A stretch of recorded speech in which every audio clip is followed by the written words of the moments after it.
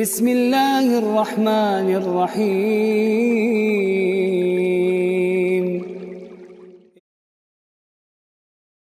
Ada persepsi yang mohon maaf saya anggap atau kita anggap keliru selama ini di kalangan keluarga di dalam kaitannya dengan tanggung jawab dan peran keluarga di dalam mendidik anak-anak kita. Persepsi itu adalah pertama ada sebagian di antara kita yang menganggap bahwa persoalan pendidikan anak ini adalah urusan ibu. Ya. Adapun ayah kewajibannya adalah mencari nafkah. Ya. Pokoknya menyiapkan sandang, pangan dan papan bagi keluarga. Adapun persoalan mendidik anak itu adalah urusan ibu.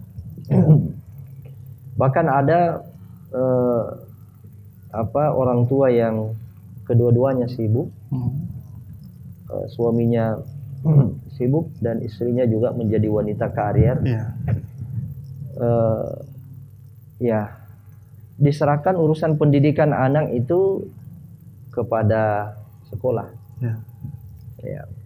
Pada sekolah, bahkan ada yang sampai ke pembantu, ada juga yang sampai ke nenek.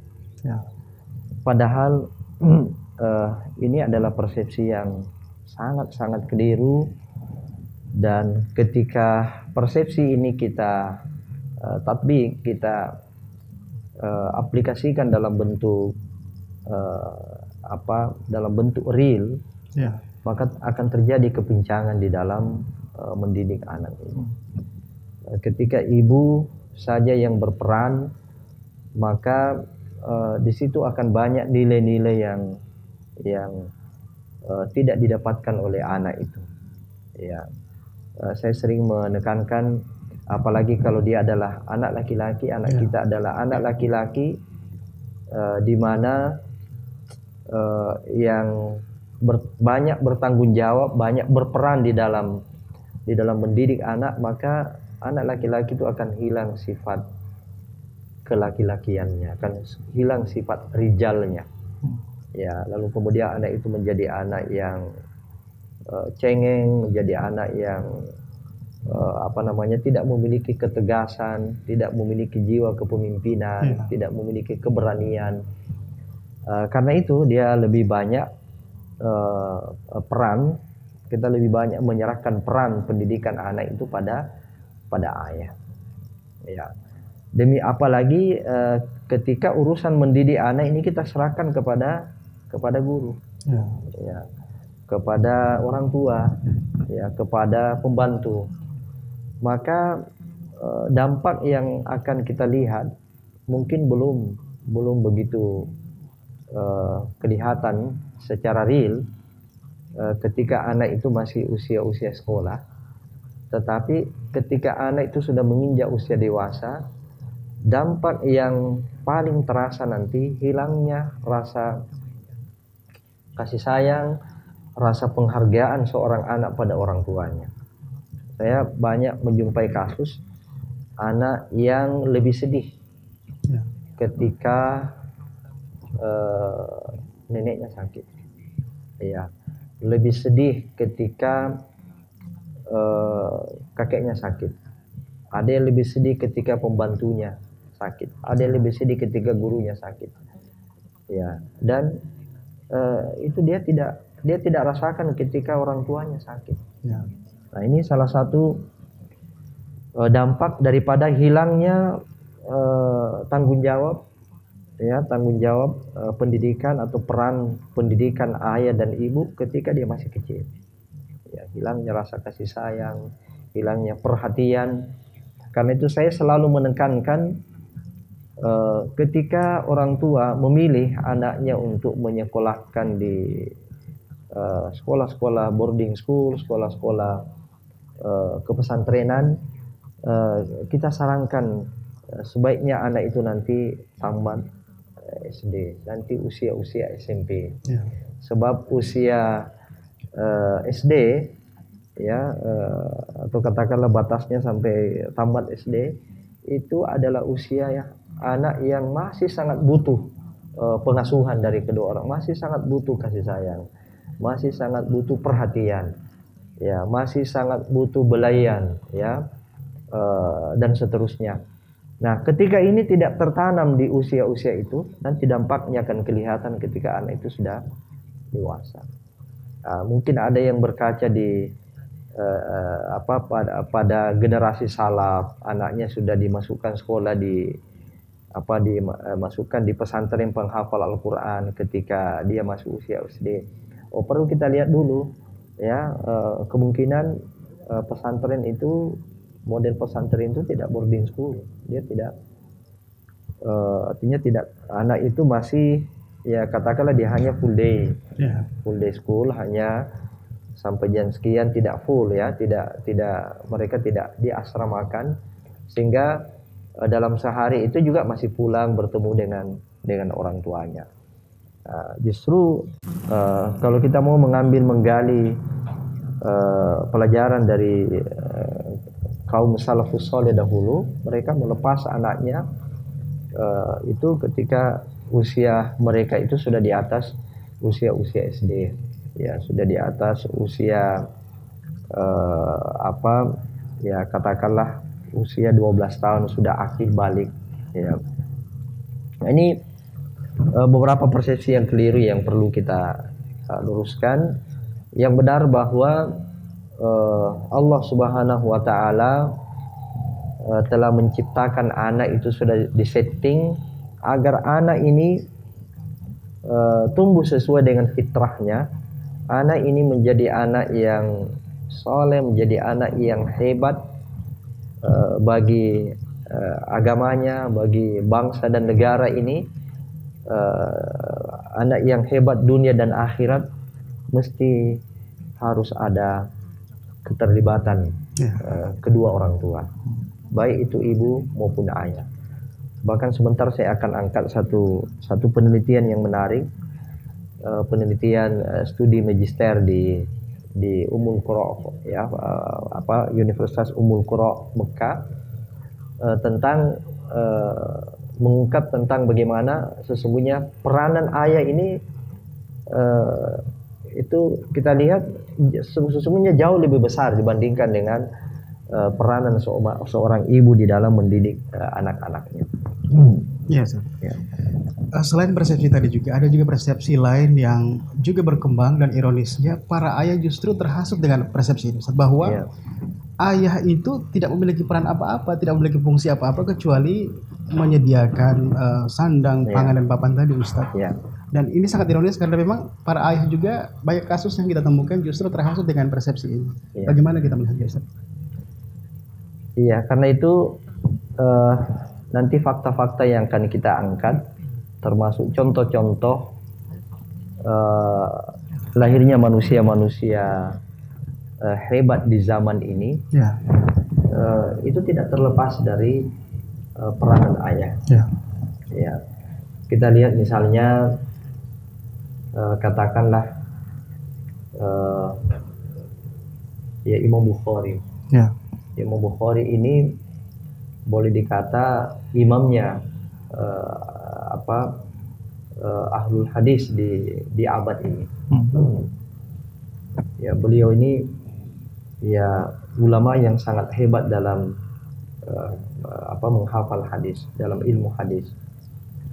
Ya, beliau ini diceritakan sampai menghafal ya 500 hadis, ya, 500 atau 5.000 hadis. Satu ketika pernah para pakar hadis di zamannya ada 10 orang itu menguji Imam Bukhari tentang hafalan hadisnya itu. Diambil 100 sampel 100 hadis yang diacak-acak, kemudian diminta Imam Bukhari untuk mengurut kembali, menyusun secara tertib kembali. Beliau bisa menyusun itu, ya, 100 hadis yang diacak-acak. Ya. Nah, ini lahirnya seorang anak yang hebat ini yang bernama Imam Bukhari rahimahullah taala, itu tidak lepas dari peran seorang ayah yang hebat. Ya. Dan Kalau kita melihat biografi beliau, yang paling menonjol dari ayahnya sering diceritakan itu, beliau di dalam mencari nafkah bagi anaknya untuk makanannya, untuk pakaiannya, itu jangankan dari hal yang haram, ya, dari hal yang syubhat saja dia tidak berikan itu anak, ya, sampai dia mengatakan, ini anakku Imam Bukhari, saya tidak pernah memberikan makanan dari barang yang syubhat saja, jangankan dari yang haram, yang syubhat saja tidak. Ya, artinya yang masih ada kemungkinan halalnya sesuatu itu, ya, ketika meragukan beliau sudah tidak berikan. Ini ya peran daripada seorang ayah yang hebat. Kita lihat lagi misalnya Salahuddin Al-Ayyubi. Salahuddin Al-Ayyubi rahimahullahu taala ini kan sekarang dikenal sebagai pembebas Masjid Al-Aqsa, dan sekarang ini dibutuhkan, ya, dunia ini merindukan lahirnya Salahuddin Al-Ayyubi yang baru, ya. Beliau ini yang membebaskan Masjid Al-Aqsa, ya, dari penguasaan musuh-musuh Islam pada waktu itu. Nah, kita tidak tahu bahwa lahirnya Salahuddin Al-Ayyubi ini, ya, sebagai seorang pemimpin Islam yang sangat harum namanya, ya, itu tidak terlepas dari peran seorang ayah yang hebat dalam mendidik anaknya. Dikisahkan bahwa satu ketika si Salahuddin Al-Ayyubi yang si kecil ini didapati oleh ayahnya bermain-main dengan perempuan. Maka diambil anak itu, lalu kemudian dibuang ke atas, ya. Lalu ayahnya mengatakan, saya mengawini ibumu itu bukan untuk kamu jadi seperti ini, tetapi saya mengawini ibumu agar kamu menjadi pembebas Masjid Aqsa. Ya. Nah, jadi ketika diangkat itu dibuang ke naik, ayahanda daripada Salahuddin Al-Ayyubi ini membuang naik ke atas, kemudian dilepas, dia terjatuh sakit. Ya, lalu kemudian ayahnya mengatakan, kenapa tidak mengeluh kepada saya bahwa sakit? Ya, apa kata Salahuddin Al-Ayyubi? Ya, seorang pembebas Al-Aqsa tidak pernah mengeluh sakit. Ya, ini kita coba lihat bagaimana peran seorang ayah di dalam melahirkan manusia hebat.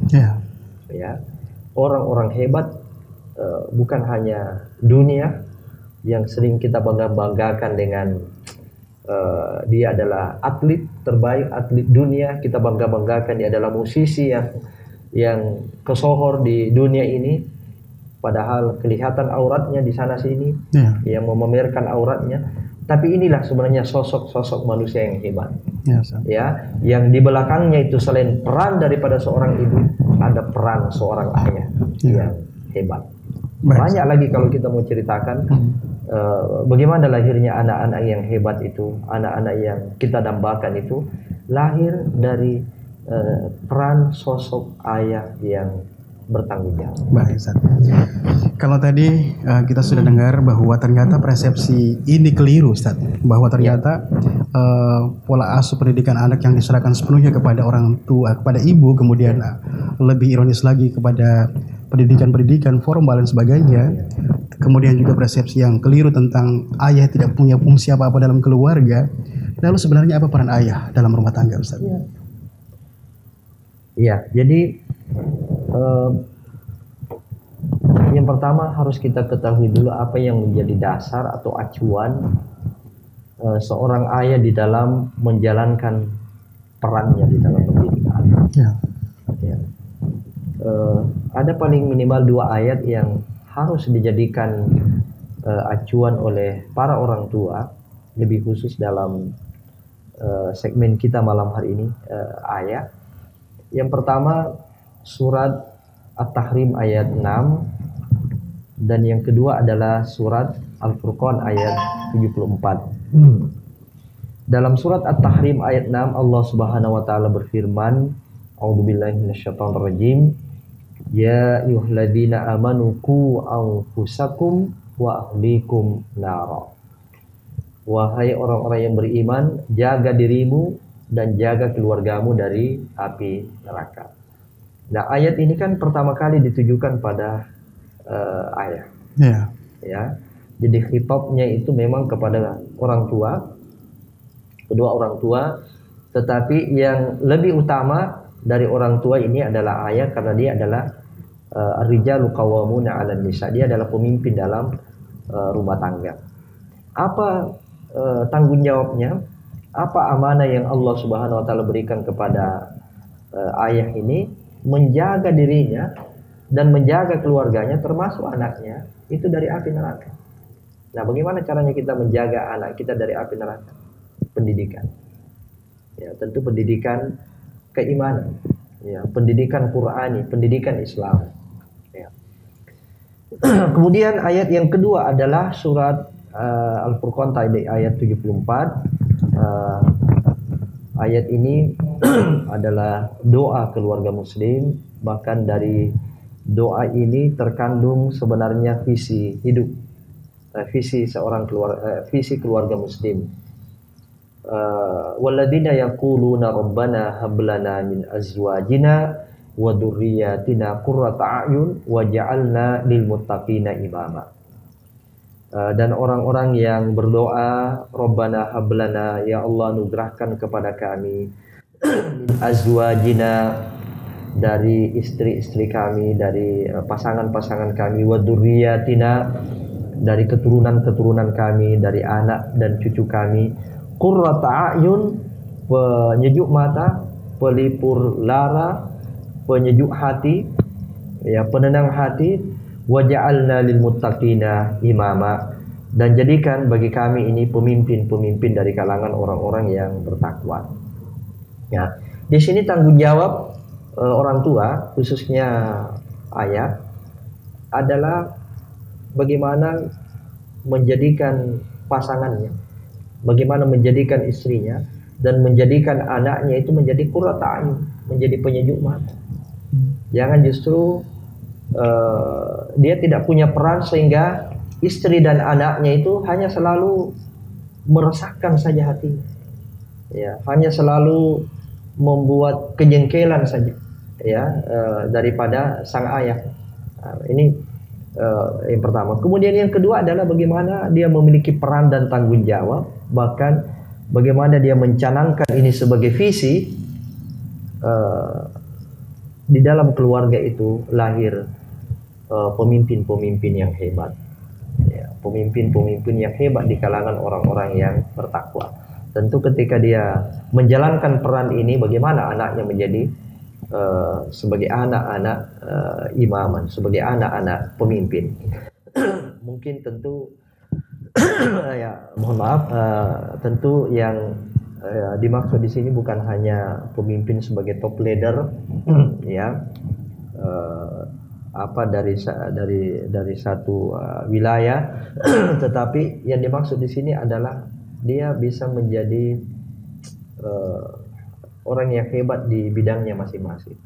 Dia bisa menjadi top leader di bidangnya masing-masing. Mungkin di bidang di bidang agama yang terbagi-bagi spesialisasinya itu, ada di bidang hadis, ada di bidang Quran, ada di bidang usul fikih, ada di bidang faraid dan sebagainya. Dia menjadi orang yang terhebat di bidangnya itu. Dalam bidang-bidang dunia ini dia hebat, di bidang ekonomi mungkin dia hebat di bidang militer dan sebagainya. Ini yang dimaksud dengan waja'alna lil muttaqina imama. Inilah dua ayat yang harus menjadi acuan atau menjadi referensi utama bagi ayah di dalam menjalankan perannya sebagai murabbi terhadap anak-anaknya, sebagai pendidik terhadap anak-anak. Nanti kita lanjutkan. Baik. Ya, pemirsa, semakin menarik saja ini perbincangan kita di malam hari ini, dan kita masih akan terus melanjutkan dialog kita di malam hari ini tentunya, dan interaktif menanti Anda. Kami akan segera kembali untuk Anda, jangan kemana-mana. Terima kasih buat Anda yang masih setia bersama kami dalam program Harmoni Keluarga dengan tema bahasan peran ayah dalam mendidik anak. Bersama narasumber kita Ustadz Insinyur Haji Muhammad Qasim Sagun MA.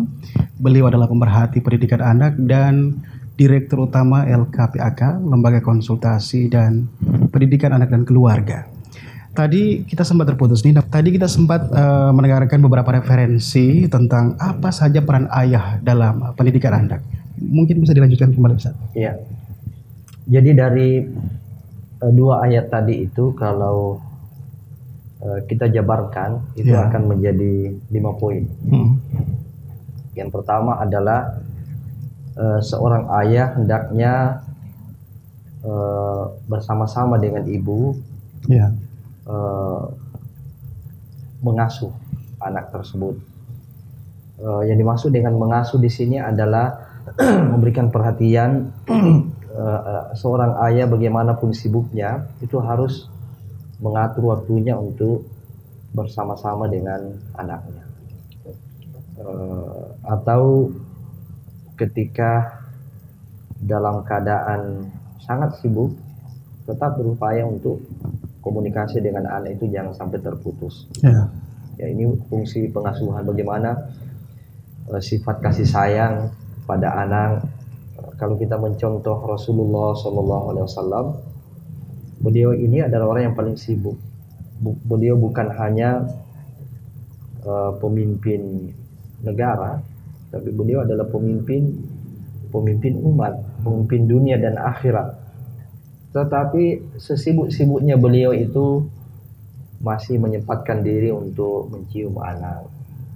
Sampai seorang yang bernama Al-Aqra di zaman Nabi SAW itu merasa keheranan melihat Nabi mencium seorang anak. Dia heran, dia katakan, saya ini ada 10 orang saya punya anak, tidak ada satupun di antara mereka yang saya cium. Nah, ini ada nilai-nilai positif, nilai-nilai pendidikan lewat membelai, mencium anak itu, menggendong. Dia sampai menggendong cucunya pada waktu sholat, membelai, bahkan terkadang bermain-main dengan cucu beliau. Ini peran-peran ini yang sesibuk-sibuknya seorang ayah, peran ini hendaknya dimainkan oleh seorang ayah. Memberi perhatian, meluangkan waktu untuk bersama dengan anak-anak. Yang kedua adalah di balik tugas mencari nafkah itu untuk menyiapkan sandang, pangan, dan papan, yang terpenting yang harus diingat, jangan sampai sandang, pangan, dan papan itu zatnya haram. Ya, atau mungkin zatnya halal. Ya, fisik material daripada sandang, pangan, dan papan itu mungkin halal, tetapi sumbernya dari sumber yang haram. Inilah implementasi daripada ayat tadi, qu anfusakum wa ahlikum nara. Jaga dirimu dan jaga keluargamu dari api neraka. Nah, salah satu cara menjaga keluarga kita, menjaga istri dan anak-anak kita dari api neraka, jaga makanannya, jaga pakaiannya, dan jaga tempat tinggalnya. Kita lihat Nabi SAW sebagai seorang kakek yang baik. Ini saya sering katakan, hati-hati kita menitip anak kita itu kepada neneknya, kepada kakeknya yang tidak paham Islam, tidak paham pendidikan. Ini bisa berdampak tidak sesuai dengan yang kita inginkan. Tetapi kalau kakek dan neneknya itu paham Islam seperti Rasulullah SAW, ya kenapa tidak? Kita boleh kita menitipkan anak itu kepada kakek dan neneknya. Bagaimana Nabi SAW mencontohkan sebagai seorang kakek yang baik terhadap cucunya? Pernah didapati cucunya Hasan, kalau tidak salah, Hasan bin Ali, cucu Nabi SAW dari Fatimah, istrinya Fatimah radhiyallahu anha, itu mengambil kurma dari zakat kaum muslimin, dari sedekah kaum muslimin. Ya, kemudian Nabi SAW begitu melihat anak itu, dia sudah masukkan kurma itu ke dalam mulutnya, beliau berteriak, buang itu. Ya, karena kita ini adalah keluarga yang tidak tidak memakan sedekah. Ya, jadi ada kekhususan bagi Nabi dengan keluarganya itu tidak menerima sedekah, tidak memakan sedekah. Ya, artinya mengharamkan sedekah. Ini adalah salah satu wujud tanggung jawab yang sangat besar dari seorang ayah, seorang ya dalam konteks ini seorang kakek ya menjaga anak dan keturunannya dari api neraka. Ya. Kemudian yang ketiga adalah memberikan keteladanan, memberikan qudwah. Ya, bagaimana seorang anak laki-laki dilatih sholat berjamaah. Ya, bagaimana seorang anak itu melihat keteladanan bagaimana penampilan seorang laki-laki muslim. Ya, ketika dia adalah seorang ayah yang bisa tumbuh jenggotnya. Contohkan seorang laki-laki yang bisa tumbuh jenggotnya, dia pelihara jenggotnya. Bagaimana caranya dia berpakaian yang sesuai syariat, bagaimana dia berpakaian yang rapi, berpakaian yang bersih. Ya, demikian juga keteladanan yang lain. Ya, keteladanan di dalam berinteraksi, dalam akhlak. Ini butuh keteladanan seorang ayah.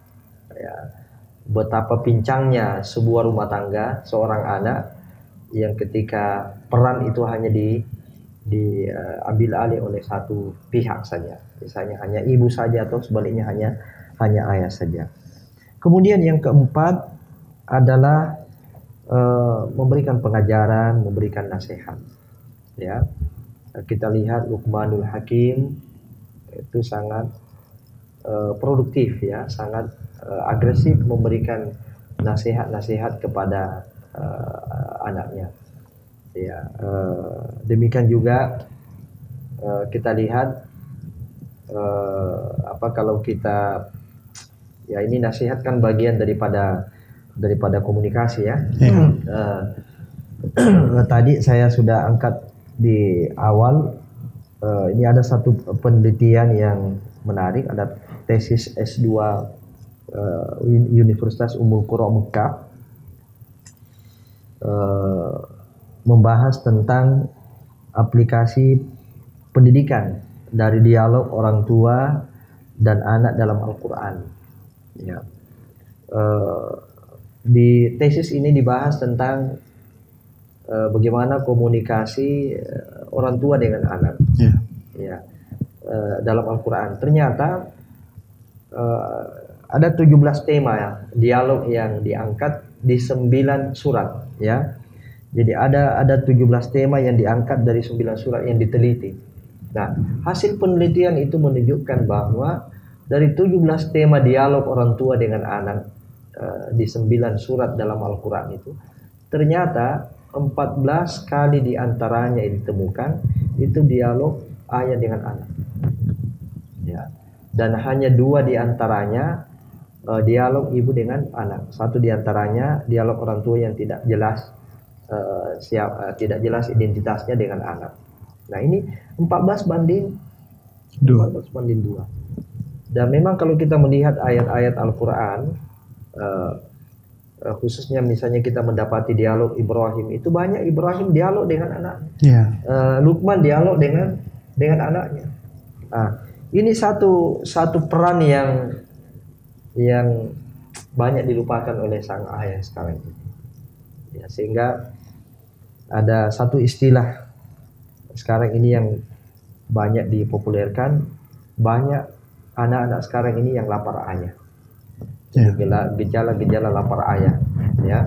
Dan ini yang banyak membawa dampak negatif ya dalam interaksi sosial kita di masyarakat. Terjadinya anak-anak yang suka tawuran ya,